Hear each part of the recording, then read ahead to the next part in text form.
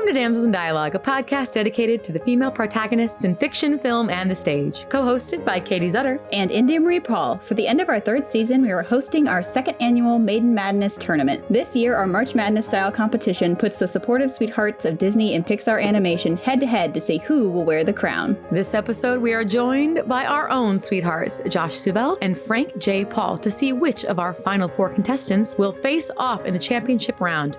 This is Maiden Madness. Welcome, guys. We are here in the final four of our supportive sweethearts. And with us, we have our supportive sweethearts. Introduce yourselves. Who are you? Who are you connected to? I'm Josh Suevel, and I am Katie Zutter's husband. Yes. I'm Frank J. Paul, and I am India Marie Paul's husband. Woo! So, we have guys. 4 contenders left, everyone. We are going to start on the left side of the bracket. So, first up, we have David from Lilo and Stitch, and we have Shang from Mulan. Now, before we dive in, you guys have all heard us just exhaust talk about these men at this point. Yeah. So we will be more along the lines of hearing what our sweethearts have to say and seeing if their votes sway us in any way. So let it begin. I do have a question. Yes. I have a question for our sweethearts. Not for me. I'll get out of here. After looking over the rubric, being men, both of you, how did you guys feel about the categories for a supportive sweetheart? Was there anything that you were excited about or that you think we missed something, or how did you feel? Looking over them, I mean, it's pretty inclusive. I think it encompasses a lot of the different sweetheart categories. I think that because some of them may not, I think some of them are a little tricky just because they may not have been touched upon in the movie itself. But yeah, I agree. I definitely found that there were instances where certain characters didn't really get a chance to incorporate certain aspects within their character. But I think overall, you kind of covered all the bases. So good. That's great to hear. Thank you. I mean, you're a little... I'm a little biased. A little biased. That's a word. That's a little biased, but, I appreciate that. So let's dive into David, which you hadn't really seen the movie before, so this was kind of a first impression for you. This is amazing. This is like Lilo and Stitch is one of Josh's favorite movies. So I've fallen asleep through it twice. Legit slept through it 2 times. Get off the show. Fired.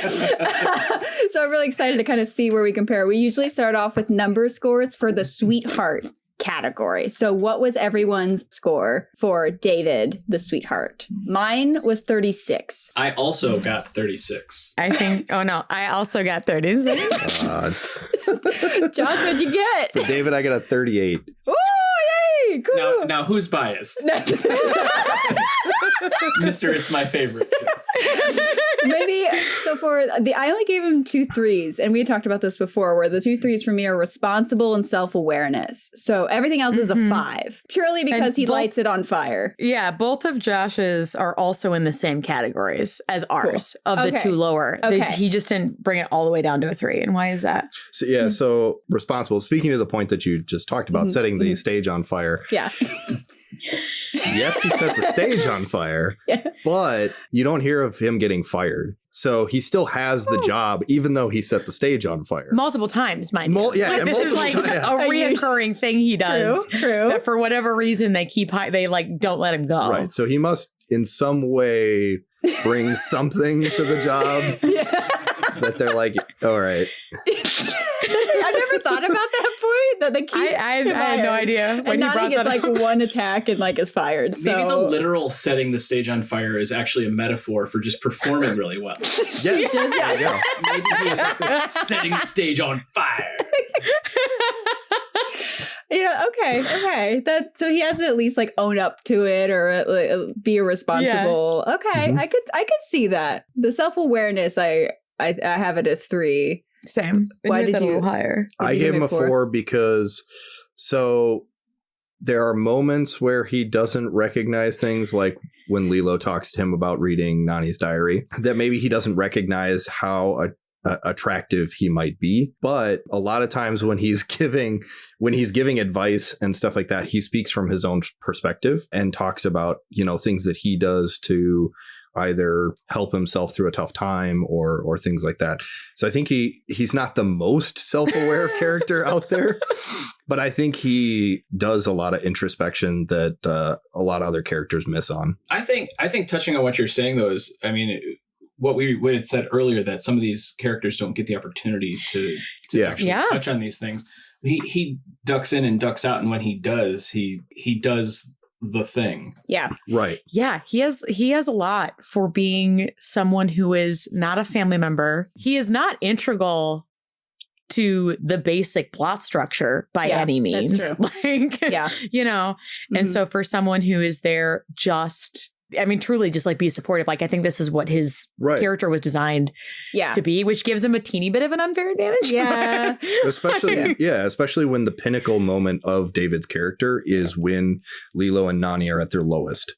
Mm-hmm. The whole house has been destroyed. They're all, you know, they're all kind of like freaking out and are on the verge of separating from each other.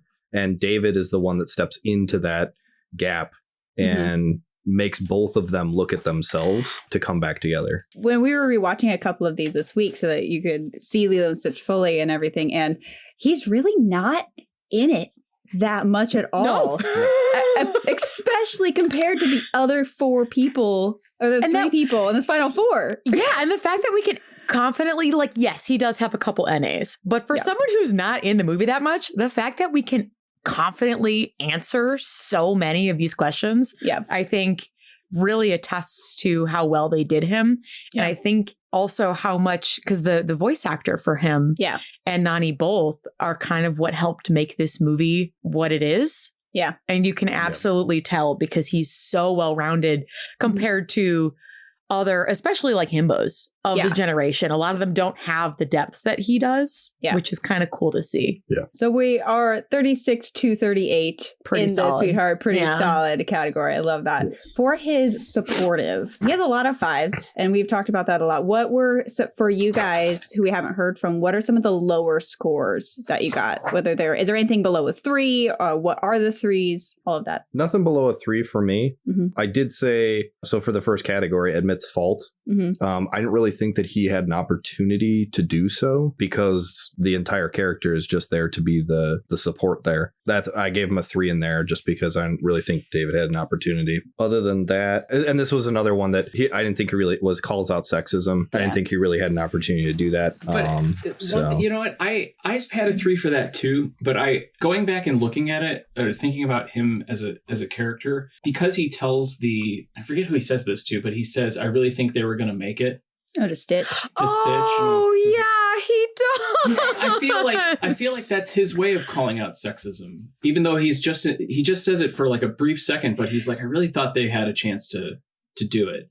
Yeah. On their own. And I think on their own, in parentheses is on their own without help from anybody else. Right. Because he doesn't include himself. He doesn't insert himself. Yeah. If that makes sense. In a roundabout way, I think he kind of does call it. I hadn't thought of that. That's kind of cool. Yeah. Because so what did you give him then? I gave him a 3 in that, but like a confident 3. Just discussing this now, I could move that up to a 4. It's almost like a feminist, like being a feminist or having a feminist moment, which is adjacent to calling out sexism in a different way. So I could see that kind of like fluctuating and seeing that category in a different way, because we don't have a category of like feminist moments like that, like right. You know, it's a hard thing to gauge, but I do think that could be an interesting way to insert that moment very specifically. Well, Frankie, no, I just want to tell you that I'm getting rid of the NA off of mine and leaving it as 3 because I think you're right. Yeah, I could see that. Because he doesn't ever the one joke that he makes, and it seems like an inside joke when he says that she could date him to pay him to quote unquote pay him back. It's such a throwaway. It's like clearly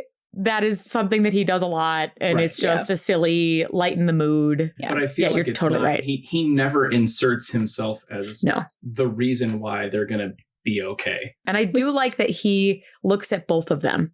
Yeah. When they're both in the frame, like when they've had the worst day ever. Yeah. And they like are at the beach and everything is wrecked. He looks at Lilo first and says hi to her first.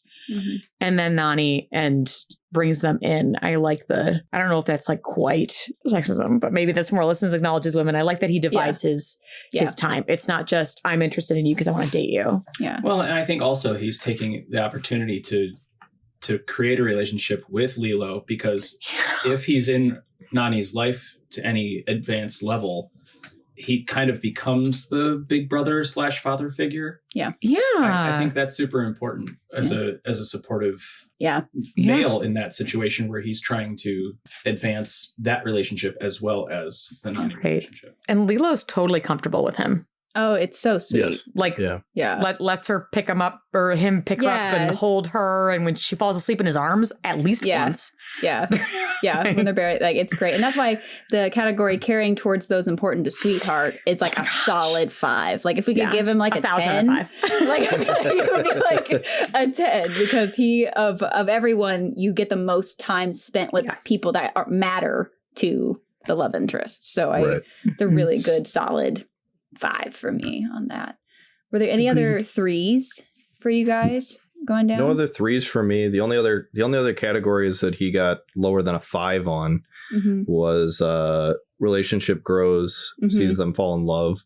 I mean, you don't get to see them fall in love because they're already kind of like, there's already a built relationship there. Yeah. I do think there is a little bit of growth in the relationship by the end of the movie, but it's not a significant amount because that's not the focal point of the story. I gave him a 4 just because you do get to see that growth and you see him kind of stepping more into the role of being that big brother. But it's not as, like I said, it's not as significant as other stories. Yeah, it's definitely not the focal point. I gave him a 3, but I could see that kind of bouncing back and forth with that. I had another 3 on. Oh yeah, where was your other 3? Does not exist to solely be the love interest, because I do think narratively he's put in to be Nani's love interest. He does other things, but his role, I could see it being a 4, but like narratively he's meant to be a love interest. We had a conversation about this because I also gave it a 4 for the same reason. I think it's the romance is so minor.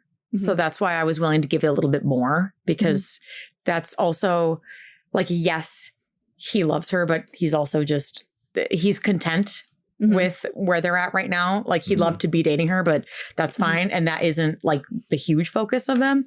But you gave him a 5. Why did you do that? And I think it for me, it was more going harder in the direction of what Katie just said, is that yes, he is the love interest, but even the romance between him and Nani that's not the focal point to me of their story. And David throughout the story exists more so to step in as a mirror for the characters to, he calls attention to their emotional state. And forces them to reflect on what it is that they're going through.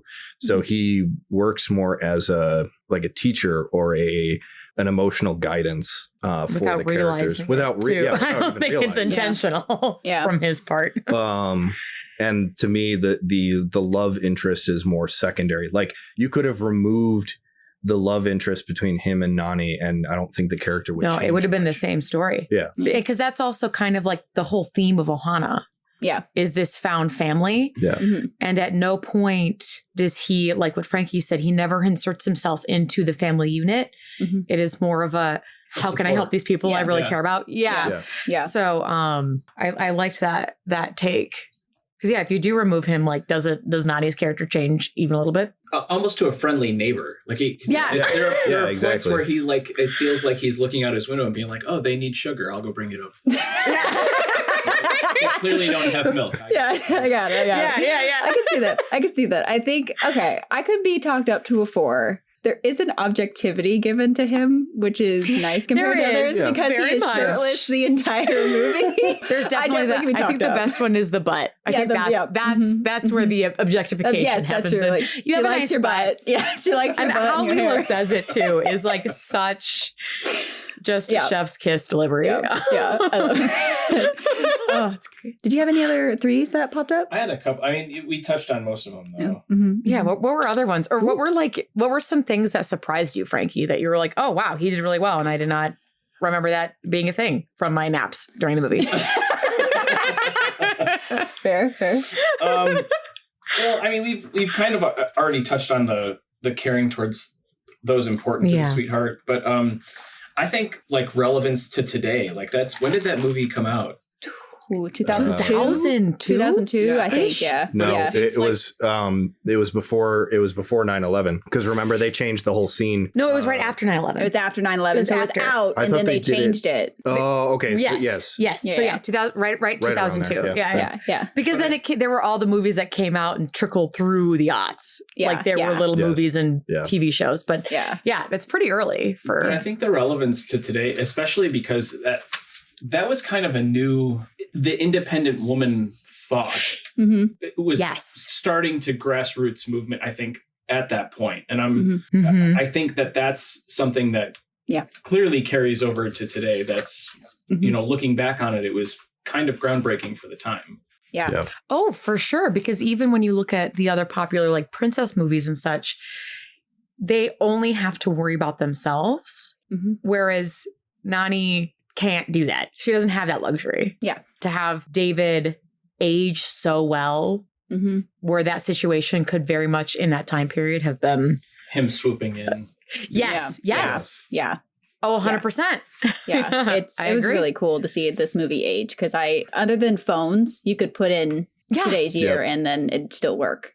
So, before we reveal our final scores, I want to move to Shang so we can compare when we'll do our final scores at the end of this discussion. So let's move to Shang and his sweetheart score. Gave him a 32 for sweetheart. Same. I've got a 31. I have 35. Ooh, you like Shang. Tell us why. I mean, I like him too, but like, give us the details. It is. I feel like he had the respectful, kind, and loving nature is always at the surface with him. I think you see it, the respectful, like right at the beginning when he's introduced with his dad. And going back, and there's actually some numbers here that I might change just based on the question that I wanted to pose, because I don't know if Mulan hadn't just saved his life, would he have killed her? I don't think he would have. Yeah, I agree. I think he respected his friend so much that even without I don't think the life-saving thing even... The life for a life, I don't think wouldn't have mattered. I don't think. No, I think he used that as an excuse. Yeah. To keep her alive. I think that's how he got around it. But that's a huge, like, he should have killed her. Like, that is what his role should have been in the army. And this is conjecture, but I don't think that he would have gone through with it even if it was revealed the day before. I just think he wouldn't have had as clear of a way out. Yes. Yeah. He would, so, it would be harder to explain. Yeah. I think that's a good one. I never thought about that. I think that's a good point. I don't think he would have, though. I think he... Yeah. Especially by that point. Yeah. What were your low scores then for him? Do you have any threes? Was kind and empathetic and loving, but I think I could make both of those fours. And if I did that, he'd be a 36 also. Yeah, I wanted to change for me because Josh and I had a discussion because of course we cheated and we chatted a little bit beforehand because we did that we too, were excited. But tell us about the discussion then. But yeah, selfless, I had him down a little bit. Why did you give him a 5? Because you talked me up the point. Shang shows on multiple occasions that through his duty to the army, he's willing to sacrifice himself for that. True. But then, even then, once it's revealed in a situation where, like Frankie was saying, duty bound, he should have killed Mulan. And instead, he flips it entirely and is willing to give up his honor, everything to do what, to follow what Mulan says and die for her at that point. We rewatched a little bit at the end where I can't remember what his name is, but that guy who's like the emperor's like, secretary or whatever. Oh, he's so annoying. So so he's like being annoying about Mulan and like calling her a thing and all this like terrible stuff. Yeah. And in front of the emperor and like all of China, Shang is ready to absolutely beat him up. Like absolutely wreck him. He calls him pompous. The last word he gets out is pompous. Yeah. Yes. Oh, that's right. Yep. Yes. And Shang is like, absolutely not. Which I think is a big deal, especially since the emperor's right there. Like his sense of self and his self-worth in the army and the honor and everything like that is a big deal for him to finally let that go. To be like, no, she is worthy. I'm like, oh, all right. Get it? All right. I'll give him an extra point. I get it. Okay. That brings me up to a 34. Like bumping those few things up. That will get me up to a 34 for him. I moved him up to 33. I will say that I did have I scored him higher than I think I should have, just because. So to me, a large part of it is shaded by the fact that, or goes through a very different lens through the fact that for most of the story, Shang thinks Mulan is a man. That's very true. And so the bond there is less sweetheart and more camaraderie between people who are training to die together. Yeah. Right. So did that sway your sweetheart or just being a kind person, or did that sway your supportive down? I think I gave him a little higher scores on the sweetheart portion just because I know that at the end it's revealed that Mulan, they end up developing a loving relationship with each other, or at least the beginnings of. But I feel like he probably actually could have gotten lower scores on the sweetheart portion with me just because thinking about it in the aspect of the relationship that they originally develop is through a different lens. Here, you know what, and that's a good point. But my rebuttal to that is, even though they don't find out that she's a female until the end, he still acts with honest and moral integrity at the highest level. He's kind of empathetic to his people, regardless if it's to Mulan specifically or not. I think at that point you almost have to gauge him based on his individual character instead of his specific relationship with Mulan. Yes. I think that's why. Scores of those. I think that's why I did end up giving him the scores that I gave him. Because it's still above a 30. But if I'm specifically trying to look at it through the lens of sweetheart relationship, love relationship. Because then, you only have that short little portion at the end. Yeah. Then you got to start, you look at it that way. And I mean, maybe he was. You don't know. Yeah. I think the rubric does help boost the scores in Sweetheart for looking at them as a human being first. And that's what we did last year, too, is where we're looking at like just the heroism before we talk about like the story content. So I do think give that some a chance. That's also an important thing. Like who they are as a person does affect how they are as a supportive person. So I do think it's okay to kind of separate that, not just a sweetheart in general, rather than just a sweetheart for that person. I like it. Yeah, but he does great. Like David still has a couple points up ahead on Sweetheart, but Shang does a lot better than I actually thought he would. Right. Considering the fact that Mulan is hidden the whole time. Exactly. And something that I really want to give Shang props for is that I can't remember who else had this, but I could confidently answer all the questions. Yeah. He is given the opportunity to be able to completely fill out this rubric, which is, we found, especially with things like calls out sexism, which is very specific, and some others, he has no NAs because he just was given the chance, which is really what I think helped him get this far. Okay, let's move to Shang's supportive. Supportive. Speaking of calls out sexism, I gave him a 5 because he has a full moment of it compared to literally anyone else. Anyone else. So like because of like, I'll make a man out of you. Like there are some elements of that I could see bringing that down to a 4. That moment is just so purely calling out sexism that I just gave him a 5 for it. Yeah. And that's, I think you kind of hit it on the head there. That's part of why I gave him a 4 with the calls out sexism. If in your point to bringing that down to a 4, I think with that song specifically, aside from the one comment, did they send me daughters when I asked for sons? That whole song isn't about, it's about making men out of boys, I think. Yes, that's fair. It's not making men out of, it's everyone. But that one line is specific. Line is what's problematic. Other than that, I think that song is trying to bring boys to another level. And that line is definitely breaking of the fourth wall moment. like a purposeful, like narratively, it's a narrative against the fact that Mulan is there. Right. Out of context, rough. Yeah.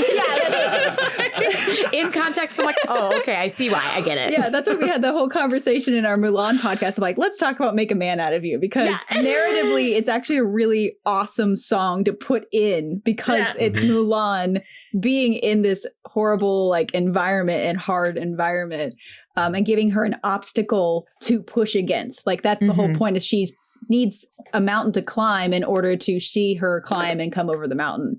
So like that song narratively is that obstacle in her way and the society pressure. But if you listen to it just casually and have no context, it gets real weird real fast. But it does come full circle at the end when they dress up as concubines. I mean, exactly. It's still, it's in the background as they're quote unquote being a man and doing the full gamut of what it means. I love that reprise. Yeah.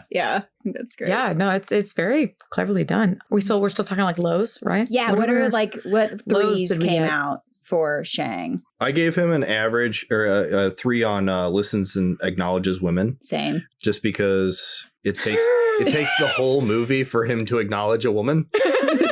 So I get it narratively. Yeah. And he does finally come around to it. Yeah. So that's why I didn't drop him below. It took, because the other thing is his initial reaction to the reveal is not great. Yeah. Yeah. And I know there's a lot going on in his head. Yes. That's a lot. Betrayal and there's a right. There's confusion. There's a lot. I get it. But then there's the moment where she comes back and she's like, hey, Shang, like there's people in the mountains. We got to figure this out. And he's like, get out of here. Yeah. And then, he comes around. If he did listen to her completely in that moment, she still could be on the chopping block. For sure. Yeah. She could be put to death. I think in a way his silence to her could be a way of trying to save her. Yeah. Because culturally at that moment she would have been for sure put to death. If she's going to like march in on a horse in the middle of her celebration in the parade. I can see that. Yeah. Other low one for me was emotionally available. I mean, he's a stereotypical military strong man. So that the emotional availability, I didn't drop him below a 3 because you do see a moment at the end of the movie where he does start to open up to her. You fight good. Yeah. You fight good. I could see that. It's sweet, but he's built to kind of be stoic. Right. And I gave him a 4 for that because of all of the times that he quietly appreciates Mulan's compliments to him. When she sees that he's having a hard day and she makes those throwaway comments of, oh, well, I think you're a great general for what it's worth. And she makes a couple of those. There's like a few of those are like throwaway moments that makes him stop for a minute. And you see him appreciate it and then be like, oh, yeah, I'm a general again. So I gave him a little bit. And maybe that's not the right call because I'm thinking emotionally like available vulnerable as opposed to like available to relationships. So maybe he does need to go down in my book, but that's why I'd given him a 4, but definitely not 5. He is not like looking for love. Yeah.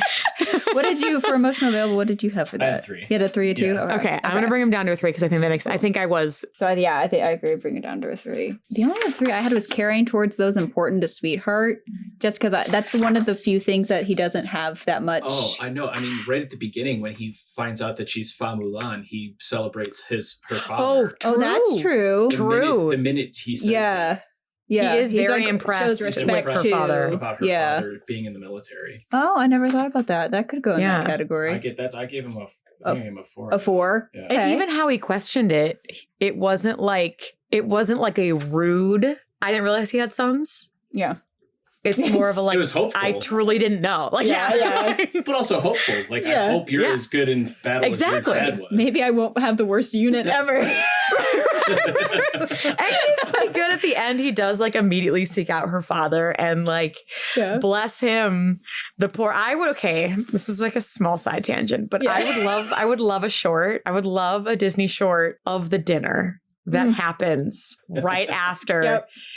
With the grandma. Mulan says he's staying for dinner and she says, can he stay forever? I just want uncomfortable red-faced Shang. Yeah, that'd be great. At dinner with him. That'd be great. I love that. Yeah, no. I could see a 4 there, absolutely. Yeah. I hadn't thought of that. He also, just as another point of that, you do see how much he cares for his soldiers. So Yeah. the three That's men true. that are part of the unit, I can't remember their names off the top of my head. Xiao, either. Ping, Poe. and Po? Chenpo. Chenpo. Yes. Po. Chenpo, Yeah. Ling. Ling? Ling, because Ping is Chenpo, her. and Ping is her. And then Oh my gosh. Yao is the other one. Yeah. Got it. That was the Nailed short it. one. Nailed It's it. angry, right? Yeah. 'Cause they come through their own little thing because Yes. they're also like the worst at Yeah, the the beginning, whole- and they yeah. get better by the end. And Yeah. he grows to respect them a bit too. Yeah. I see it. From going from toxic male to cross dressing. Yeah. That's a big. Yeah. You know, Quite the swing. that is a big swing. Yeah. Yeah. There's some growth there. It's the pure like love and trust of Mulan and Yes. her leadership Yeah. is Yes. really cool by the end of that. Any And other, then I like, also yeah. gave a relevance today as a 3 as well. I did a 4. Why were you down at a 3? I could be talking. Just because I think if you look at the amount of, I enjoy the amount of culture that's within, but the culture is not as relevant today, at least within the audience. Yeah. And especially because as compared to, and this is going off on a whole side tangent, of comparing to the live action, Yeah. Oh, where I think the live action, delved a lot more into the daily life culture. Mm-hmm. The cartoon really only talks about honor and military.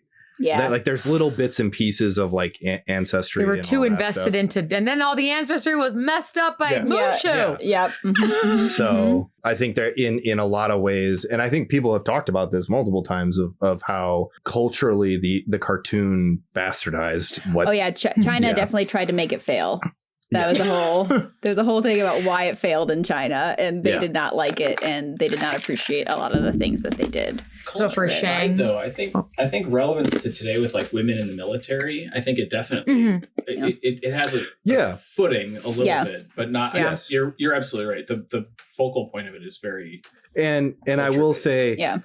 maybe part of that is tinted by the fact of coming off of looking over Lilo and Stitch and some of these other ones where it's like Mhm. how relevant these stories are to today True. compared to True. Yeah. Yeah. And you have to, it's tough, especially with those two, because Mm-hmm. once again, David has the advantage of it was set in the 90s. Yeah. Only a couple decades ago, Right. whereas these other characters are set. hundreds. I Yeah. don't know why I did this. Like nobody can see me. I am putting my hands on my eyes. Welcome everyone. Yeah. Looking off into the horizon, can't find Yeah. them. so you have to base David based on inflation. It's really Yeah. Yeah. It's yeah, for sure. Okay. Cool. Okay. So let's do numbers. So the Patreon did a +2 to David and 1 + 1 to Shang. So our patron votes did that. And then social media poll, David won. So he has a total of +3 to his score.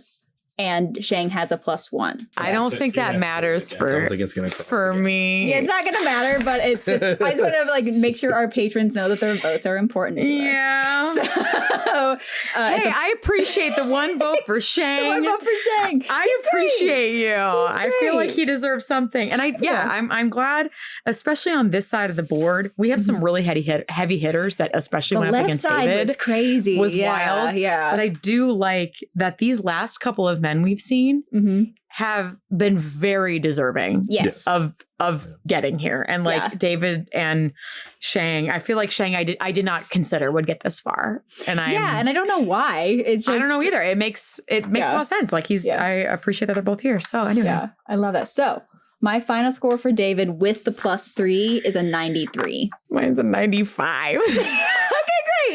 Great. What are your guys's? 89. Nice. Woohoo. David with the +3, 98. We almost cracked that 100. I love it. Okay. So Almost.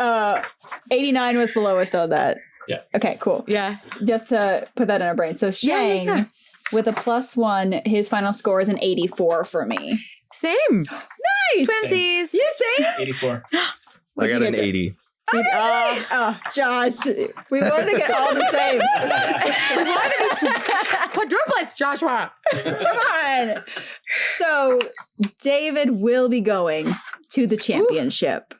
I'm very excited about that, but I was really excited to talk about how well Shang did so well, and I think he definitely deserved that Final Four spot. So and that's impressive because now I think last Maiden Madness we had Nani make it incredibly far for someone who is not in a hero movie. Yeah, for sure. She did great. And who's not the main character. And scored Nani almost the same as David, like 90s was like Nani. Both David, to have David go on and Nani make it to about this point last year. Yeah. And now having Shang make it to about this point Yeah. And then Mulan. Mulan won it. I mean, this is guys, really what we're telling you is you should see these movies. Yes, yes. Good. Okay. So we have our first championship contender with David. Now let's move to the right side where we have Hercules from Hercules and we have Milo Thatch from Atlantis, The Lost Empire. Yes. So let's start with our buff himbo Hercules. What was the sweetheart scores for you guys? I ended up with a 30. Guys, full disclosure. Yeah. The more I think about Hercules, the more I'm disappointed because Hercules is, like the himbo, like the very sweet himbo that you all love. Josh shaking his head. And when you're like really looking into trash. it, I'm like really disappointed. It's trash.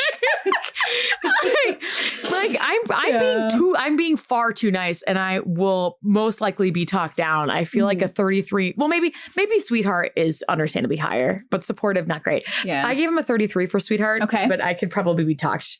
Okay. Where were you guys? Where did you guys end up on the Sweetheart scale? You first. I got a 32. Oh, which is still fairly high. But Sweetheart, I feel like, he tries. Yeah. He's a doofus. Okay, so we both have 30 on that. Okay, so we were harsher on him than you guys were. You're good. You're good. But still, it's like... Don't worry, I could definitely be talked down with Hercules. So. That's fair. Okay, I feel like he does better in this, right? He does do better in this than the other one. A little bit of a dope, a little sweet guy. Yeah. What were your lows? Yeah, did anyone have I had a 2. So did I. I. 2. Oh, okay. Yep. Where was your Did we 2? all wait. Can we all say it at the same time? Can we all say where we put our 2 at the same time? Ready? Yeah. 1, 2, 3. Self-awareness. Solid 2. First off, I will say the low score does not reflect the charmingness of what that means to his character. No, yeah. In this specific instance, I think it is endearing that he is so low on the self-aware scale. Yeah. Endearing. He took down the whole marketplace.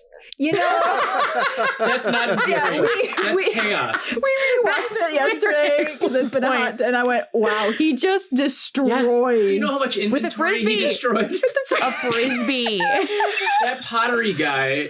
Potter guy's having he just can't even exist anymore. Cabbages. Where's the cabbage? It definitely becomes the cabbage guy of this movie. I was thinking about the fact that he destroys an entire marketplace that which is huge columns and now needs to get fully rebuilt. And we don't actually see him help rebuild. No, I don't think they would want him. He pulled it all down. I don't think they would want him to do that. It's responsible a 2 because I gave him a 3. But I don't know. So I gave him a 4 in responsible. Okay, cool. Okay. What? So because we do see him go from having absolutely no clue about his strength and everything like that to what is the final product? True. Basically, somebody who has control over godlike powers and able to interact with normal humans. Yeah. Okay. Yeah. He does become responsible. You don't see him destroying things once he's trained. Even the moment that he gives up his powers for the day, it's 24 hours. He's super clear about it. Yeah. He is in full understanding of what he is saying. It's just how on earth could he have known that everything would go wrong that day? Yeah. He actually has the line, people are going to get hurt, aren't they? He that he's conscious that this decision is bad, but he just can't not save Meg. So that's okay. Does that make him I guess it makes him responsible to Meg. Yeah.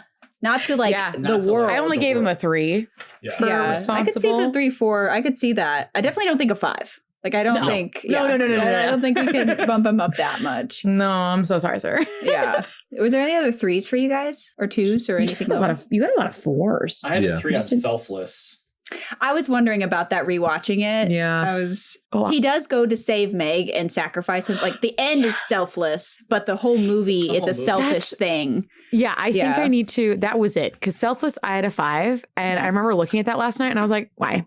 Yeah, I can't remember. Not that he doesn't do he does heroic selfless things. things. Oh my gosh, yeah. But he's definitely Um, trying to Does he gain. though? Like he does Right. the heroic things to get accolades. Yeah. Yes. Like the whole movie is him trying to get back to Olympus. So it's Yeah. very selfish. Yeah. and even the Right. the accolades, the statues, the mansion that he lives in are all results of that.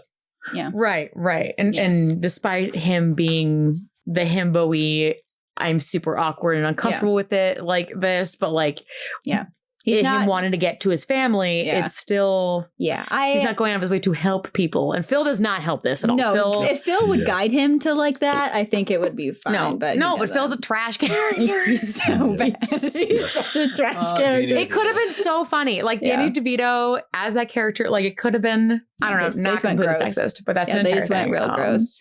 Yeah. Yeah. So, sweetheart, I've knocked him down to Josh and I match now. 32. 30, 32. 31. Is that where we are at? 31, 30, 32? I went up with responsible. You're going to keep it? Great. So we had 30, 31, 32. That's like So we're yeah. right within a couple Yeah, points cool, of each other. cool. That makes sense. cool. So let's talk about his supportiveness. Now, at one point, I had Ego Not Fragile up, and I rewatching it. There are an amazing amount of statues. Not that he didn't ask, like he probably didn't ask for them, but he definitely didn't keep people from making an entire line, from making it. And he like shows his dad, I'm an action figure. And like, there's a part of that has to dig into like the celebrity nature of it. Even if he's so I ended up giving him a 2 for Ego Not Fragile after that. Not like purely because of the amount of times he celebrates himself, even if it is deserved, and how much he puts into the merchandise of himself and shows off to his dad, which is, it's not horrible. It's just what he's he's doing. trying to be like, look, Yeah. I'm almost there. Yeah. So Like, look where I've come from, but yeah, I could be talking maybe to a 3 again, but I had him at a 4 and it felt wrong after rewatching the movie. you have him down at a 3 as well. Yeah, because he regularly also at the beginning fails. Yeah. And it never really like deters him. That's true. Very true. Yeah. So Teenage Hercules is Yeah. it's very okay, I could see that.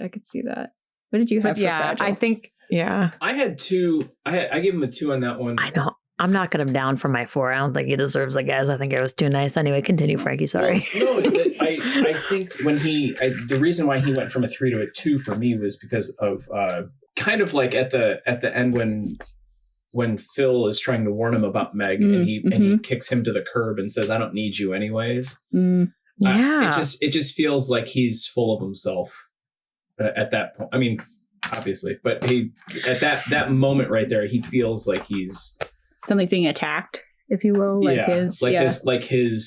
his ideal, his outlook, the world that he's created in his brain is being attacked, and he kicks him to the curb and says, into like a pile of weights, like smacks him. Yeah, that's true. But rebuttal to that. Yeah. is that a fragile ego or fragile eagle, or an ego that is superficially built strong, that to the point of somebody who has a worldview that they're not willing to give up. Very deep. I like it. That's what this is for. Counterpoint.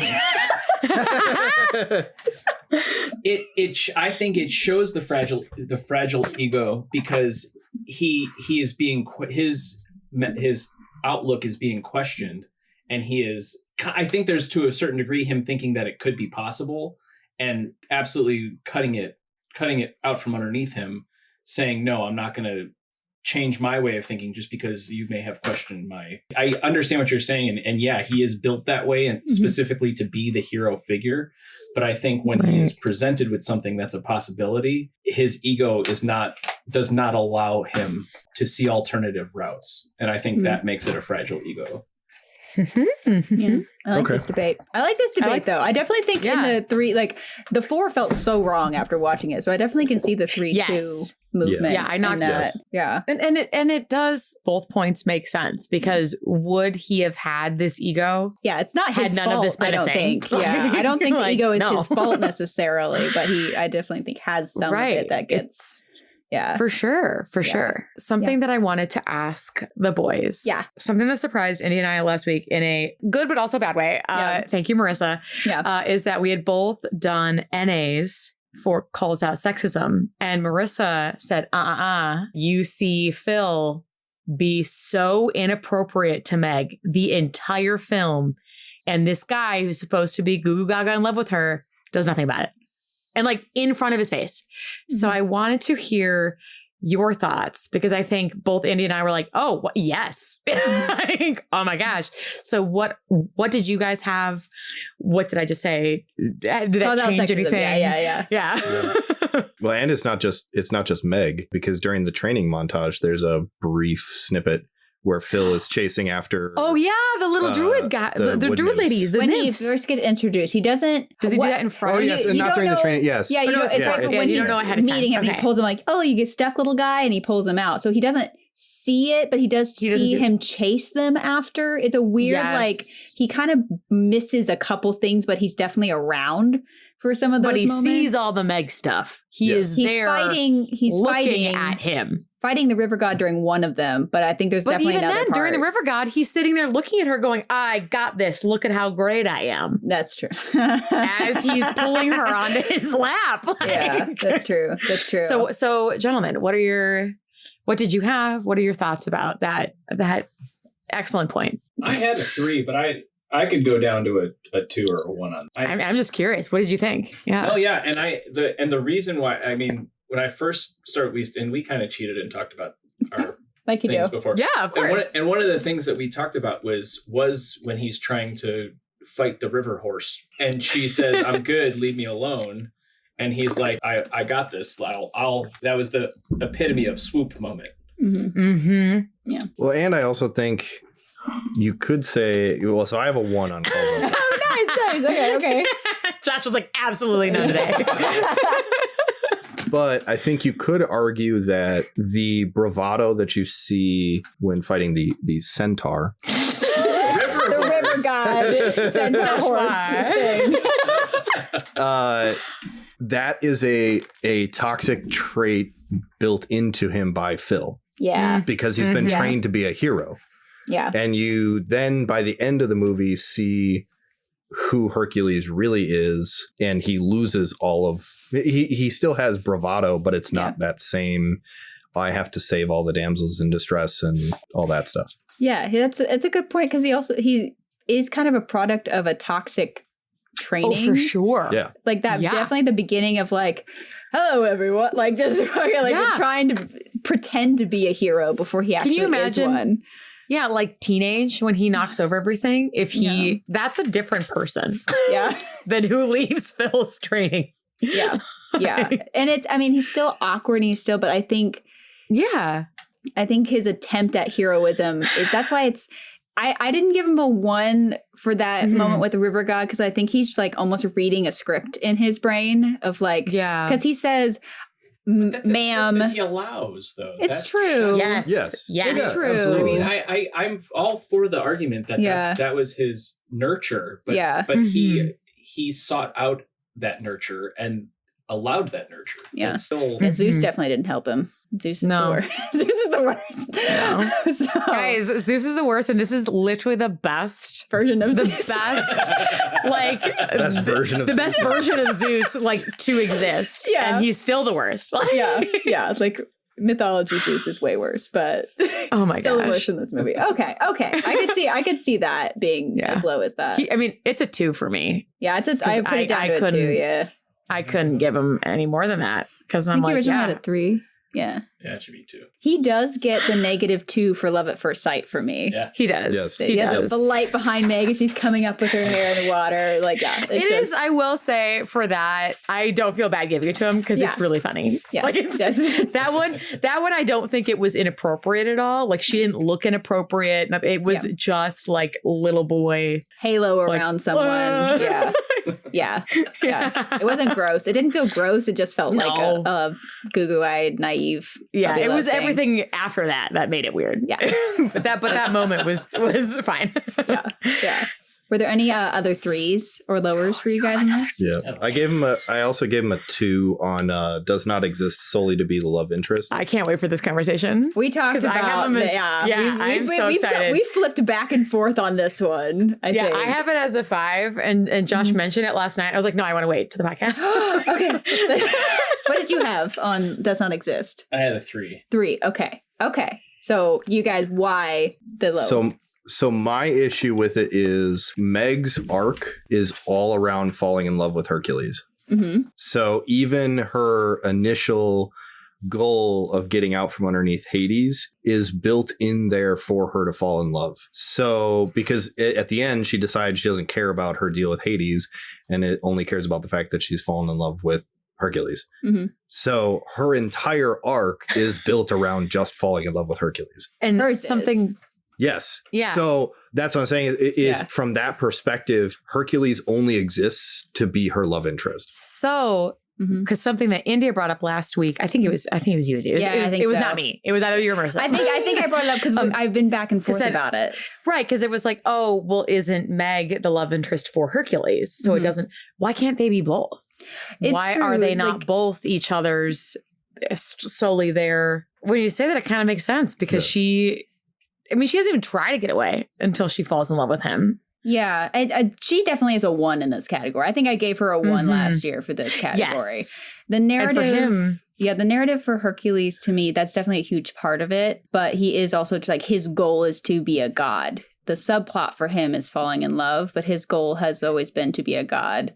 But he doesn't get it in the end. So is that his goal even? That's not even what he does. He does in the end. He picks Meg almost every time. But over his goal. It does move the plot forward for a full first half of the movie. If not 2/3 of the movie. But it's shown to be a superficial goal. Yeah, his goal is to be with Meg. Like even when they're like, oh, let's build all these things, these monuments, we're gonna take all these paintings, and he ditches at the first opportunity that she shows up to be with her. Why did you give him a 3? Why did you? I'm lowering him. I don't think he deserves the 5 I have for him. I can be talked down a little bit. I gave him a 3 because I at first had seen his arc being to become a god, to get back to Mount Olympus. That was find out who he is. I wasn't seeing it from Meg's arc. I was seeing it from from his arc. I could be talked down. It's interesting. I definitely not. That is a great right. And I don't think there's many characters that we can just as like an interesting. Like, not mad about it, just interesting. I don't think there's many characters that we've done that we can truly say both are truly there. To be love interest, and that's it. Well, and and here's also why I think it should have been knocked down. And that even thinking about it again, like the object part of it, like he is drawn to be an object of strength. They sing about him. They call him Huncules. Are you kidding me? They call him Huncules. He is constantly objectified by a lot of the chorus. So like that alone should have knocked it down. So that I like forgot that part of it existed, because the object part of it definitely, and like the tiniest skirt possible that they could have given him in this drawing.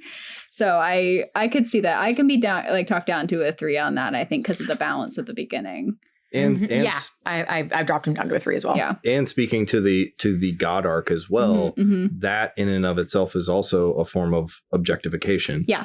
I mean, if you look at a lot of Greek mythologies, that's kind of their story. They're either origination arcs of characters like Hercules, where they become gods and stuff. So and especially within the movie, Hercules objectifies the gods and is like, I want to be that. And so that just puts him more into that category of, this is such a superficial arc all I care about is the image.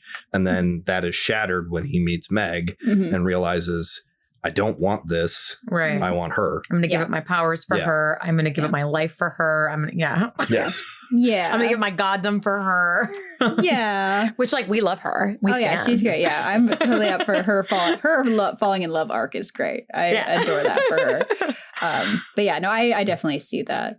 He had a couple of 3s for me. Like, there's only 1 5. Did anyone else give him more than 1 5 or 1 5 at all? Oh my gosh, unsupportive. He didn't get a 5 at all for me. He did get, a couple of 4s. Okay, maybe mine's for too sure. nice. Maybe did you give him less 4s and 3s? I have 3 4s. My 5 that I gave him was emotionally available, and because there is a moment I could see that. before I could see that. They kiss. He has a whole talk about, like, he tells her that he used to feel like he didn't belong, and that he has that speech about I used to wish that I was like everyone else, and so he does have that specific vulnerable moment that a lot of people don't have a very specific moment of that. I could see a 4 for like the attempt at stoicism that he puts on, but that's not a 5 for me right now. I have him at a 4. And not for the reasons you said, actually. I have him at a 4 because I think, especially when he first sees her, he literally has not seen a woman before, like so long, in years so at this long. Point, he was so excited. I don't think he fully grasps what it means to be fully emotionally available for another person, if that makes sense. So that's the only reason I knocked him down to 4. He's ready. He's ready. Yeah. Don't get me wrong. But I don't think he totally understands the concept of it, which does make it very endearing when they have that conversation. And she's like just trying to get his weaknesses, and he's like, no, I just really like you because you're great. Gives him a little flower from the tree, kisses her on the cheek, super sweet. Right. So I just knocked him down a point just for similar to a Tarzan situation where it's like, I don't think he totally understands what he's doing, but not necessarily in a bad way. They had a date night. They had a day. They went to the theater. They went to the theater. They had a dinner, He did. I forgot that they went to see Oedipus. Yeah. Like, I forgot they went to the theater during the day. And I was like, oh, that's amazing. What an adult joke, guys. I think, the rest for me were 3s and 4s. If you guys are okay with it, I feel like we can jump to Milo and save our final score for Hercules. For Milo Thatch. So for Milo Thatch, his sweetheart score for me was a 29. Why are you shaking your head? Oh my gosh, was guys! I, Josh really is a new mean? Was I really favorite mean? character. Yeah, I got 35. Dang it! Why have I been talking? Maybe I talked myself down on things. Okay. I have a 28. I think you're not remembering. Okay, Milo I think Thatch we have correctly. talked each other down. So, what were your guys' scores, and then hype us back up for Milo? I got a 35. I got a 33. Okay. Talk us up. Let's go through this. I did give him 2 5s for honest, moral integrity, and kind, empathetic. Same. So those same. Yeah, those are 5s. I don't think he could lie. Even I would pay to see him try? Milo Thatch try to lie to somebody, and have it be really dumb, like a white lie. I would love to see it. Yeah, I'm up for that. So what other 5s did you guys have? I feel like he was one of those characters that wasn't given the opportunity to promote a lot of these, to actually answer a lot of these. I could see that. That being said, grading him on character outside of the love interest, I gave him 5s on the first 4 categories. He was always respectful. He was always generous with his time and his belongings, honest, empathetic, and loving. Even loving. Like even when he had the conversation with the mechanic girl. Yeah, Audrey. And he is the lower ones that I got was responsible, because the whole going on this journey to start with wasn't responsible. Yeah, I mean, that's where I brought him down. But I gave him a 3 for that because he's I only gave him, and maybe this is just me being too harsh, but I gave him. And then I have a question. Yeah. So I gave him for those top 4 that were all 5s, that I think Josh is pretty much in the same boat. Respectful, I knocked him down to a 4. only because of pretty girl. Yeah. He has a couple of those, but I think that could have been me just being harsh on him. Yeah, because he doesn't do anything about. Like he doesn't comment on it. No. So that may be that's his way of me being honest. hard. Yeah. Honesty is still 5. Still a 5. But generous with belongings and time. I put him in a 3 because he has nothing. He has nothing but his brains. And I know that sounds silly, but like he has no family. He, is in the boiler room. So I think it's more of he wasn't given a chance because like when he does get down there, I just couldn't find like the time. Like he has so much he was nothing fired, but time because he's doing nothing else. He was fired. They were trying desperately fire. Yeah. So I was like, I had a hard time and I don't think it's against him because I think he would. Had he had all of the money and the stuff, he would have absolutely funded this trip himself if he had the means. If he could. But that's the only reason that I gave him a 3 I didn't give it for an NA, but I think it's kind of along those lines of that. It's like, did he have a lot to share? He does have time though. We talked about this a little bit last night. This was kind of my point. So a man who has fantasized about Atlantis literally his entire life to the point of getting to a point where he can read and speak a language that he doesn't even know actually exists. He just hopes it does. Yep. When he finally gets to Atlantis, instead of monopolizing the time with the things that he wants, he lets them take him into their culture and just show them how they want to show it. Yes. That's now, true. is that generous? Is that generous with belongings or time, or is that more of that kind? Those top 2 categories. I think it's both. Respectful too. Yeah, respectful. Well, I think to Josh's point though, like he takes that time and is generous with his knowledge to help her answers. Yes. Also that he is sharing his brain. Yeah. That's a belong. That could be kind of Why doesn't he teach her the language? Why doesn't he teach her words? I feel like he does eventually, but but that's after the fact. Now I live here, right? But that was kind of the point. Like he has nothing else to live for above land. Why would he leave? You know what I mean? Like that's where my hookup is. I'm like I can't. I'm hung up on this. Well, wouldn't that be he literally this is his whole life. That's mansplaining. True. She's asking for something specific. She's asking for him to read these things for her. That's true. For sure. And that's what he's giving her, what she wants. Yeah. Okay. Yes, and especially in a time period when this movie came out, where mansplaining wasn't really like a frowned upon thing. At all. Yeah. So they could have very easily made Milo just be like, I know your culture better than you, and I'm going to explain it to you. So once again, is that honest and kind, respectful? I think or is that generous? I think it's both. I think he gives his time up there when he could. What else would he be doing? No, but I think Atlantis is everything he's dreamed about. I think he could be pursuing.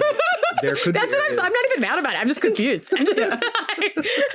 I've raised up respectful to a 5 as well. I did too. For this because I think it's well deserved. I'm just like still I don't know what else would he be doing other than living out his dream here? I think a natural reaction to finding out that your fantasy is real is wanting to pass away. Yes. That's what I would be doing. But wanting to explore specific areas that you are extremely interested in. So just as an example, we'll just say that maybe he was really interested in the flying the vehicles. ships. Yeah. Okay. Yeah. He could have been like, let's go find these because I read about them and I want to see. Instead, he was just like, just show me your culture, and just stepped into it and let them. They dressed him, they painted him, everything, and just let himself be immersed in it. Yeah, that does make a lot of sense. And only offered up his knowledge when it became applicable or asked. Yeah. Yeah, definitely. I could see that because he doesn't lead the exploration of Atlantis at all. No. He follows the entire time. Like that's okay. I could see that. I can see that. I did give him a 2. This might be too harsh. I did give him a 2 on self-awareness, but that might be awkwardness. Is that just awkwardness? Awkwardness. He has an entire speech where he berates himself. I forgot about that moment. I forgot about that too. Okay. So he knows how weird he is. Okay. It's just awkwardness I'm responding It's just, to. yes. Yeah, okay. So then what did you guys give him for self-awareness? Because I do want to bump him up, Yeah. but I feel like it's not quite a 5 because he does have very logical moments of like, if you just thought for like 2 seconds, you would not have, led them down a trail. Oh no, big crash boom bot. Like, yeah.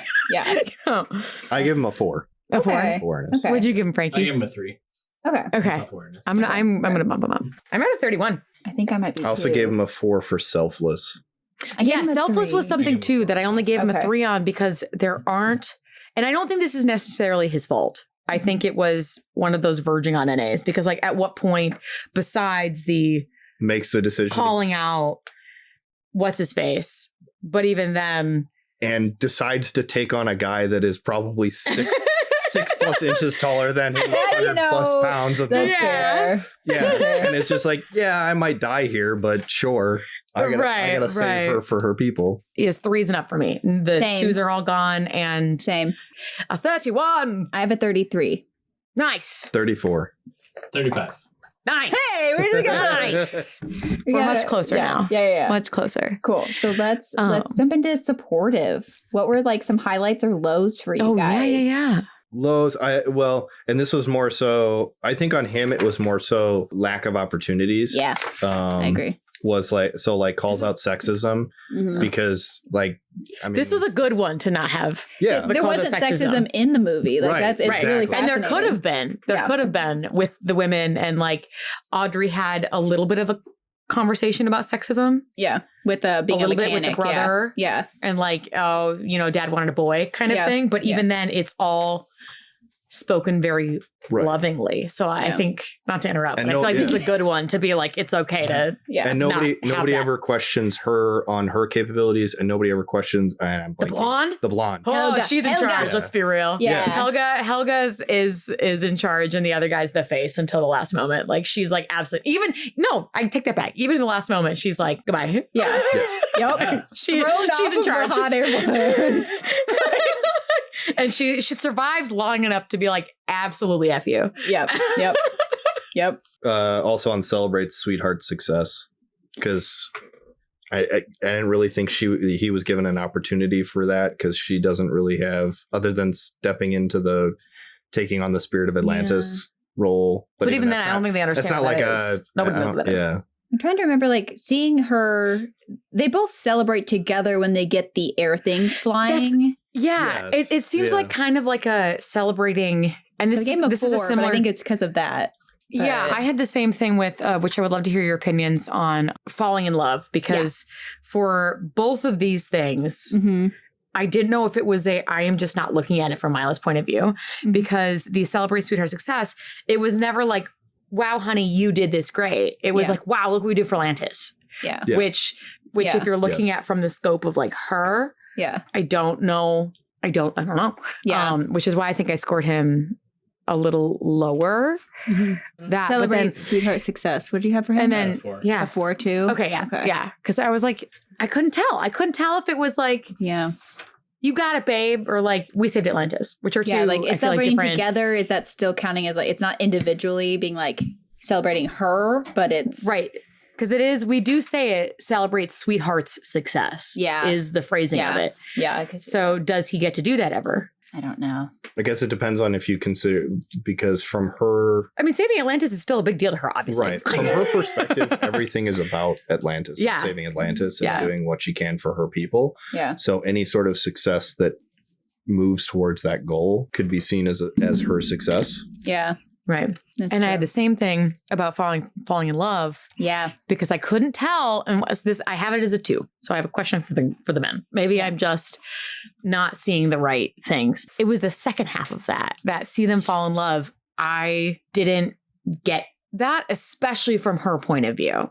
It seemed more of a like melding of minds, just thrilled and excited to share information. think So she had what did you some- get? Tell me. No, I think there were a couple of glances. There weren't words, but I think there were a couple of glances that were very specifically, like when she picks up the mask right at the beginning, when she picks up the mask and kind of looks at him with a soft heart. I think Yeah. I think there are moments like that within even the middle of the movie where you kind of see her acknowledging that she's into what he's bringing. It's like a connection, not so much like a more love. Of a connection. Yeah, I think that's where I'm getting stuck is the love, because this is so different. Yeah. Well, and I think part of that may be because there is the falling in love at first sight scene. Yeah. With him specifically at her. Yeah. Yeah. He's like, oh, she's pretty. Yeah. But what's cool about that though, in this story in particular, is in most other stories, they have that scene and then the love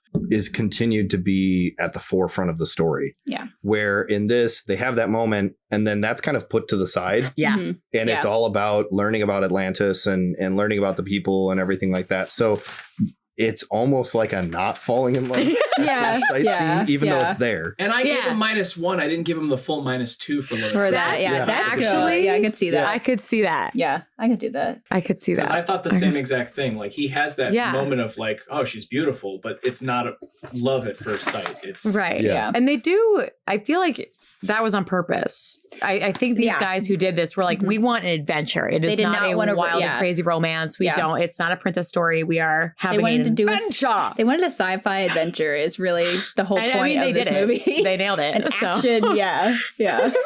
I gave him a 5 for relevance to today. Like, what was that for you guys? Did you find him relevant, or that he aged well? Did I go too hard? Did we go too hard? Did I have too much love for that? Like, it's I don't know. Were we too excited about the melding of the minds?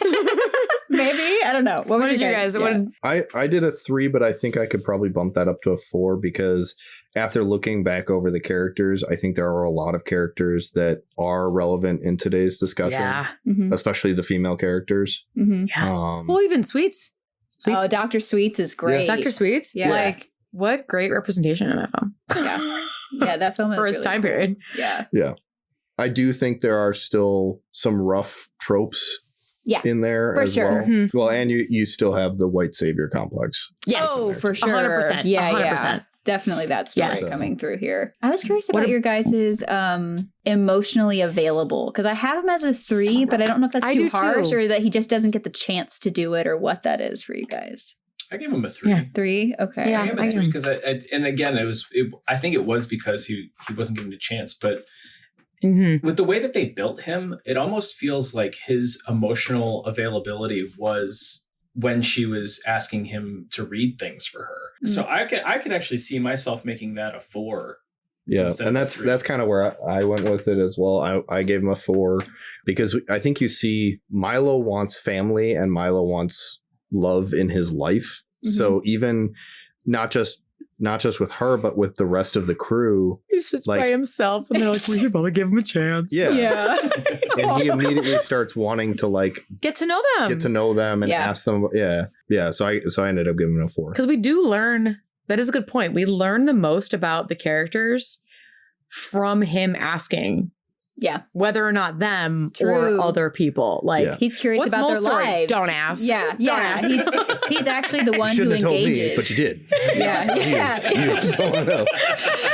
Yeah, that he is the one who actually asks for the backstories of everyone. Like, he's like interested in them as people, not which just is kind their of jobs. fun to see it through his perspective as this like, I think it makes him relatable because I think there's been a moment for I think everyone where you have felt like such an outsider and that you do not belong. And so to kind of see him get integrated, like they bring him in and then to have the tables turn and he's the one that you see everybody from is kind of cool. Yeah. Is there anything else on Milo that you guys were surprised about? Because this is the first time you really watched this one as well, too. This is my first. Really? Yeah. Marissa hadn't seen Atlantis because that just like she was too young. Yeah. I was too old. So and you were too old. To exactly. It was that weird. Yeah. What time frame of movies was your sweet spot? Just because I'm curious. Oh, probably like 89 to 96. I think Hunchback was like my okay. Yeah, that was 96. Was like my last. Yeah. Well, that would have been like Lion King, Little Mermaid, Aladdin. Beauty and the Beast. Beauty and the Beast, like that. Right. that kind of like time period. Yeah. Okay. Yeah, this was definitely like also an obscure film because it didn't flop, but it definitely underdid. Like they considered it a flop and then moved on to 3D animation instead of 2D animation. Which is weird because you can tell that they were going 2D, 3D. They were mixing it. Yeah. Hybrid with Mulan and with Hercules. And I always knew there was something about Hercules that was a little off to me, and it was when that the Hydra. Yes, the Hydra is that's the 3D. Yeah, that one doesn't. I will say, I think Atlantis is like the choice of when to include that hybrid. Yeah, makes it the quality of it age better. Yeah, because the Hydra sometimes on certain TVs is like hard to watch. It's hard to watch. Yes. Yeah. Whereas the scuba The submarine. The submarine. The submarine was like scooting around in the ocean. I think that still looks cool. Yeah. Like I'm not like taken out. They perfected it by Atlantis. This was like the last real big mix of it. The Hydra reminds me of like VeggieTales animation. Yeah. Yes. I couldn't. Yeah. I was waiting for Jimmy the Gourd to come out.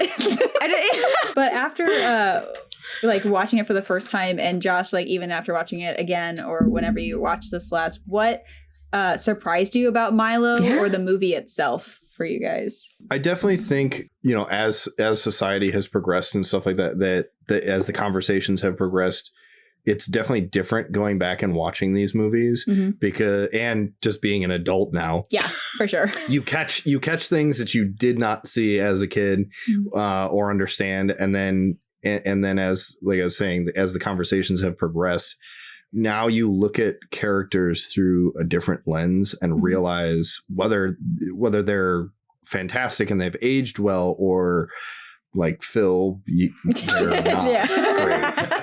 Yeah. But they're things that as a kid you laughed at and you thought they were great. And funny butt jokes. Yeah, exactly.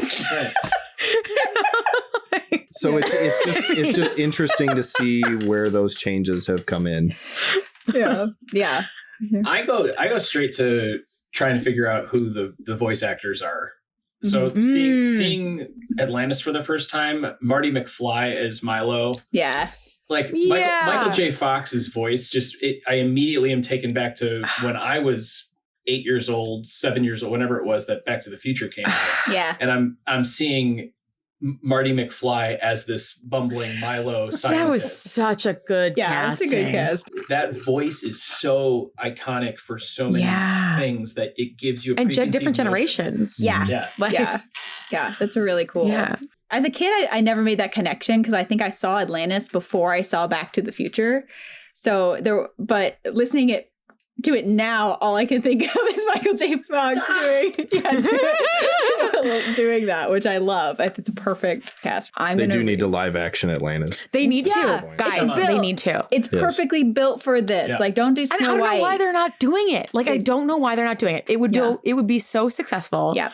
Like, especially now when all the kids who watched it and loved it and were like, "How did this flop?" Yeah, take my money. Adults. I know he's in everything, but. Spider-Man as Milo. Tom Holland would be brilliant. Yeah. Tom Holland would be brilliant, and that's fine. He's in everything. He's a very good actor. Yeah, just bring a guy in.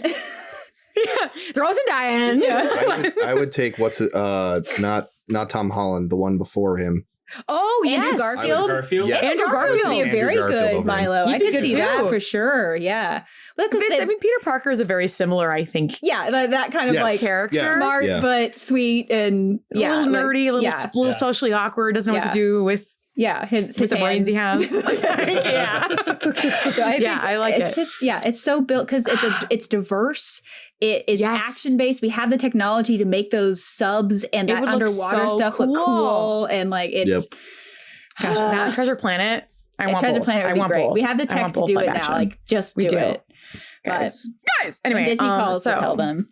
Yeah, we'll let them know all of our issues. Yes, I need to now that we've talked about both. Yes. What is everyone's scores? In the social media poll, Milo got the +1. And look at that. I'm impressed because quite honestly, like I said at the beginning of this, I was disappointed with Hercules because I expected him to just like be great. Yeah. And then I was sad. Yeah, it was very sad. Our patrons, we have a +2 to Hercules, and Milo gets a +1. So they both have a +2 to their scores. Oh. So they kind of cancel out here in that way. That's interesting, though. Yeah. I mean, honestly, I'm impressed with as many that Milo that he got. Yeah. Hercules is just the most popular character. Yeah, that's true. What was your total Yes. scores for Hercules, everyone? I got to recount. I'm really sad, guys, because I was really hoping all of the people who made it this far would be like in the 80s. You know, it'd be exciting and thrilling.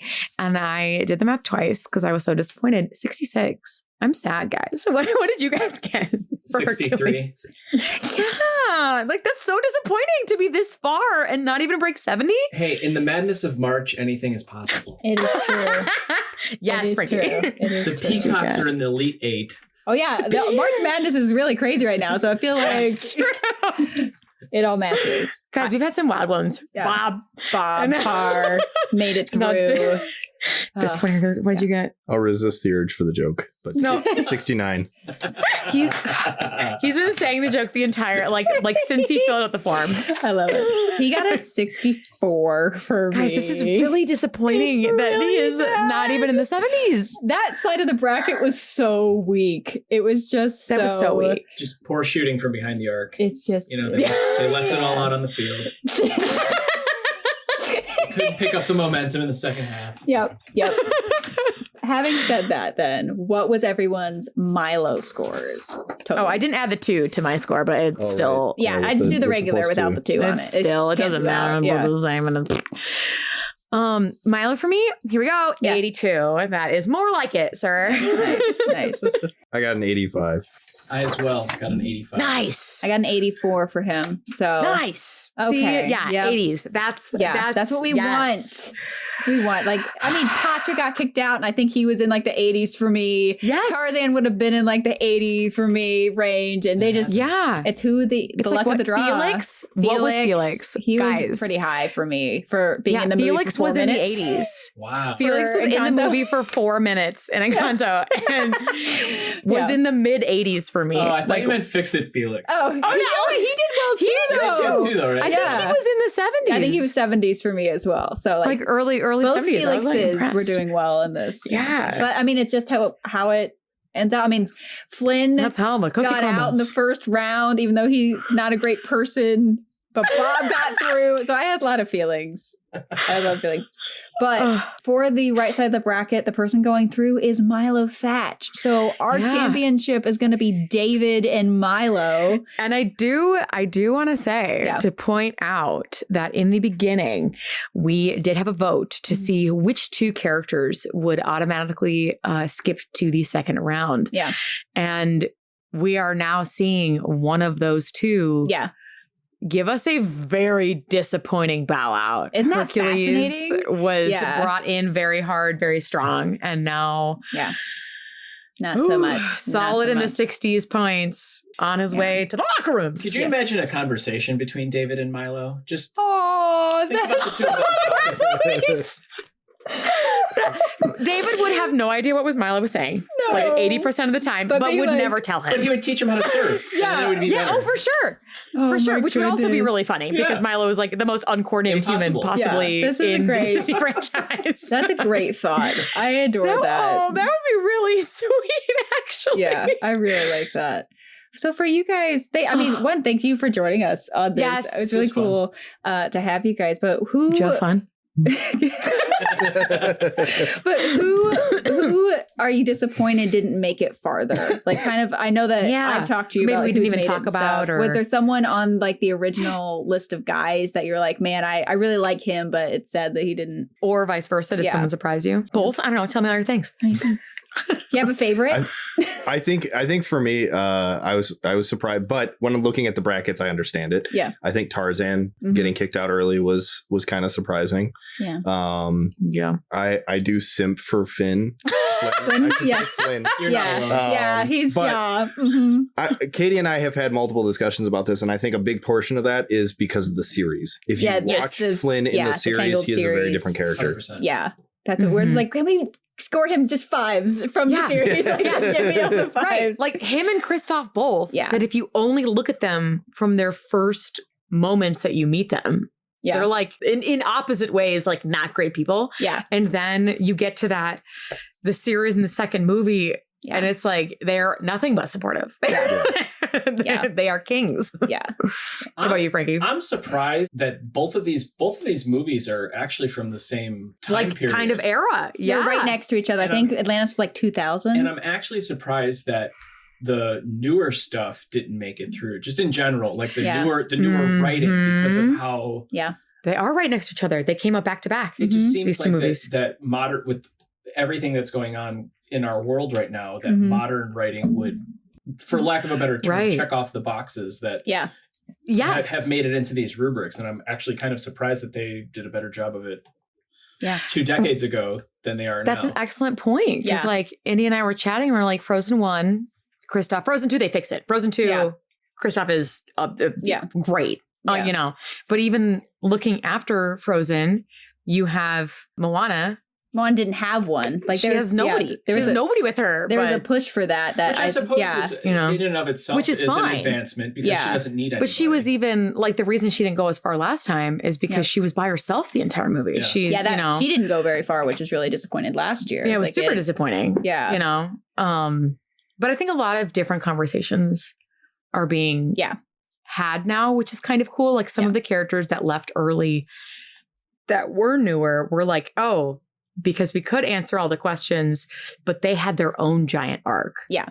So they couldn't get 5s for things because there were moments in the beginning where maybe they weren't so great. Yeah. But that's the point. There's, you know. Right. Yeah. It's more complex. Is that more complex storytelling? Yeah. Is that the right thing? Yeah. Yeah, I think so. It's a diversity in the types of stories that are being told. Right. Yeah. If that makes sense. I do think it was interesting that the quarterfinals broke down to side character versus side character and main character versus main character. Yeah, that's fascinating. Very true. Yeah, I didn't even think about that. I didn't think about that either. Mm-hmm.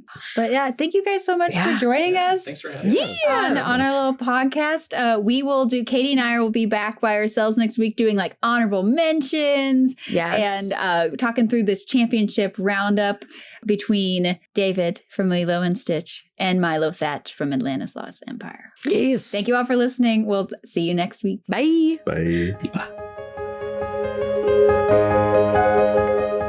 Thank you so much for joining us for this episode of Damsels in Dialogue. Tune in next week as our co-hosts crown the champion of Maiden Madness 2022. If you enjoyed what you heard today, you can help us reach even more listeners by subscribing to the podcast and leaving a rating or comment on Apple, Spotify, Google, or wherever you are listening. If you want to join us for even more discussions about all the women we covered this season, head over to our Patreon. There you can support the podcast and unlock an entire library of our exclusive after-hours video podcasts with new episodes arriving each month. You can also unlock research notes, bloopers, and more. Follow us on social media and at our website on damselsindialogue.podbean.com. Until next time, this has been Damsels in Dialogue. Have a nice day. This podcast episode is sponsored by Roller Princess Parties, LLC, and is produced by Hello Out There Audio, part of Hello Out There Productions. Guys, nobody said fuck, but Josh said bastardization, so I think that you did. Oh my god, we didn't use our fuck. What are we